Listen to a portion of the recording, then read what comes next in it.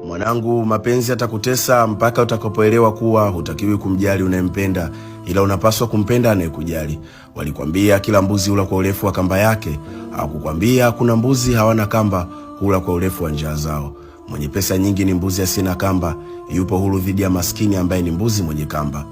Utamu wa maisha unatokana na kiwango cha fedha ulichonacho. Urahisi wa mambo unatokana na jinsi gani unaweza ingiza mkono wako mfukoni.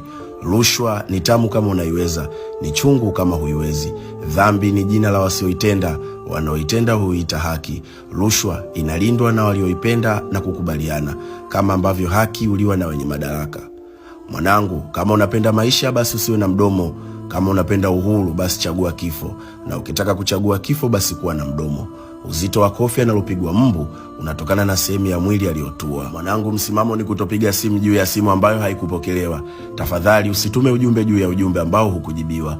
Kuwa mwanangu, ukiwa mkubwa kila kitu utakielewa. Kila linalofanywa mbele ya kamera usiliamini. Amini kila kitu ikiwa hakuna kamera. Kinyume na hapo inaweza kuwa maigizo. Na hii ndio siri ya kila kitu unachokiona maishani. Wanadamu wanaamini kila kitu wanachokiona machoni, hawajui vingine vimerekodiwa kwa kamera. Usimtafute kuku kama huna banda la kumfugia. Kijana wangu, usimtongoze binti kama huna moyo wa kumpenda, na binti usimkubalie kijana kama huna hisia za kumpenda kwa dhati. Mwanangu, ipo habari ya mwanamke mmoja ambaye alijitolea figo yake kwa ajili ya kuponesha uhai wa bosi wake aliyemwajiri.